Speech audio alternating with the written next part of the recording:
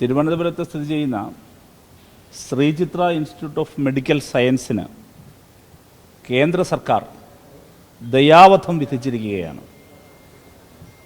വളരെ ആസൂത്രിതമായി ഇതുപോലെ വലിയൊരു സ്ഥാപനത്തെ, ഉപയോഗപ്രദമായൊരു സ്ഥാപനത്തെ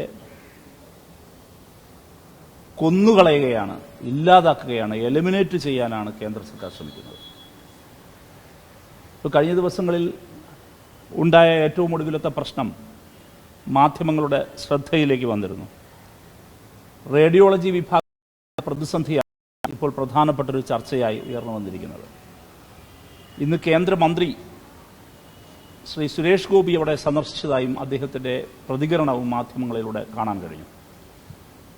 അദ്ദേഹം സംസാരിക്കുന്നതും ഇപ്പോൾ മാധ്യമങ്ങൾ ഊന്നുന്നതും റേഡിയോളജി വിഭാഗത്തിലുണ്ടായ പ്രതിസന്ധി, അതിലൂടെ രോഗനിർണയവും അതോടൊപ്പം തന്നെ ശസ്ത്രക്രിയകളുമെല്ലാം തന്നെ ഇല്ലാതായ സംഭവമാണ്, നിലച്ചുപോയ സംഭവമാണ് ഇപ്പോൾ ചർച്ച ചെയ്തത്. അത് തന്നെ ഗൗരവമുള്ള പ്രശ്നമാണ്. കാരണം റേഡിയോളജി വിഭാഗത്തിന് ഇത്തരത്തിലൊരു പ്രതിസന്ധി ഉണ്ടാകും എന്നെന്തുകൊണ്ടാണ് മുൻകൂട്ടി കേന്ദ്ര സർക്കാരിന് കാണാൻ കഴിയാതെ പോയത്? ഇങ്ങനൊരു പ്രതിസന്ധി പതിയിരിക്കുന്നു എന്ന് അറിയിച്ച് ഡിപ്പാർട്ട്മെൻറ്റിലെ ഉദ്യോഗസ്ഥർ, അവിടുത്തെ പ്രധാനപ്പെട്ട ഡോക്ടർമാരെല്ലാം നേരത്തെ തന്നെ അതിൻ്റെ അഡ്മിനിസ്ട്രേഷനെ അറിയിച്ചിരുന്നതാണ്. അപ്പോൾ എന്തോ ആയിക്കോട്ടെ, ഞാൻ നേരത്തെ പറഞ്ഞതുപോലെ ദയാവധത്തിന് നിശ്ചയിച്ചിരിക്കുന്ന ഒരു സ്ഥാപനം എന്ന നിലയിലുള്ള ഒരു ഉദാസീനത ഇവർ സ്വീകരിച്ചു. അതിൻ്റെ ഫലമാണ് ഇപ്പോഴുണ്ടായ ഈ പ്രതിസന്ധി, ഈ പറയുന്ന പ്രതിസന്ധി. അതിനെക്കുറിച്ച് സംസാരിക്കുന്ന കേന്ദ്രമന്ത്രിയും അതിനെക്കുറിച്ച് പ്രതികരിക്കുന്നവരോടും ഞങ്ങൾക്ക് പറയാനുള്ളത് അത് മാത്രമല്ല, അതിപ്പോൾ പരിഹരിക്കാൻ കഴിയും, ഏതാണ്ട് പരിഹരിക്കുന്നു എന്നാണ് അദ്ദേഹം പറഞ്ഞത്.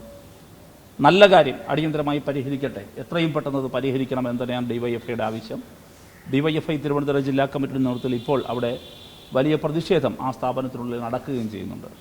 11-ാം തീയതി മറ്റൊരു പ്രതിഷേധവും അവിടെ സംഘടിപ്പിക്കുന്നുണ്ട്. പക്ഷേ അതിനും അപ്പുറത്ത് കാര്യങ്ങളില്ലേ? അതിലെന്താണ് കേന്ദ്രമന്ത്രിയുടെയും BJP നേതൃത്വത്തിൻ്റെയും എല്ലാം നിലപാട്? VS സർക്കാരിൻ്റെ കാലത്ത് 55 സെൻറ്റ് ഭൂമി മെഡിക്കൽ കോളേജ് ഡെവലപ്മെൻറ്റിന് വേണ്ടി വെച്ചിരുന്ന ഭൂമിയാണ് ശ്രീചിത്ര ഇൻസ്റ്റിറ്റ്യൂട്ട് ഓഫ് മെഡിക്കൽ സയൻസിൻ്റെ വികസനത്തിന് വേണ്ടി കൊടുത്തത്. 55 സെൻറ്റ് ഭൂമി.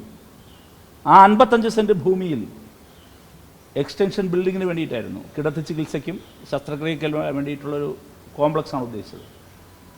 ഈ കഴിഞ്ഞ 4 മാസം മുൻപ് മാത്രമാണ് അതിൻ്റെ ഉദ്ഘാടനം ചെയ്യാൻ കഴിഞ്ഞത്. കാരണം എത്ര വർഷത്തെ ഡിലേ എന്ന് ഓർമ്മിക്കണം. VS ഗവൺമെൻറ് കാലത്ത് കേരള ഗവൺമെൻറ് കൈമാറിയ ഒരു ഭൂമിയിൽ സമീപ ദിവസങ്ങളിലാണ് അതിൻ്റെ പണി പൂർത്തീകരിച്ച് ഉദ്ഘാടനം ചെയ്യാൻ കഴിഞ്ഞത്.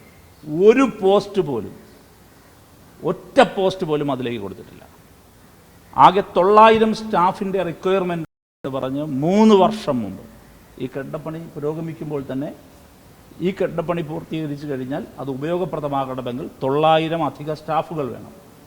അത് ഡോക്ടർമാർ മുതൽ ഇങ്ങോട്ടുള്ള വ്യത്യസ്ത ടെക്നീഷ്യൻസ് ഉൾപ്പെടെ 900 സ്റ്റാഫുകളുടെ ആവശ്യം 3 വർഷം മുൻപ് കൊടുത്തിരുന്നതാണ്.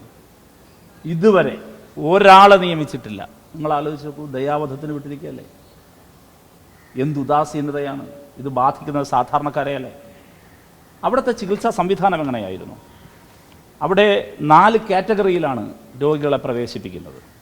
ഒന്ന് A, 2 A1, മറ്റൊന്ന് B, അത് കഴിഞ്ഞാൽ D. ഈ A കാറ്റഗറിയിൽ പ്രവേശനം ലഭിക്കുന്നൊരു രോഗിക്ക് ചികിത്സ 100% ഫ്രീ ആണ്. അത് എത്ര ലക്ഷം രൂപയുടെ സർജറി ആണെങ്കിലും ചികിത്സയാണെങ്കിലും 100% ഫ്രീ ആണ്. A1 കാറ്റഗറിയിൽ പ്രവേശനം നേരിടുന്ന ഒരാൾക്ക് 50% ഇളവാണ്. D കാറ്റഗറിയിൽ പെടുന്ന ഒരാൾക്ക് 30% മാത്രം അടച്ചാൽ മതിയാകും. ഡിയിൽ പെടുന്നയാൾക്ക് ഫുള്ള്.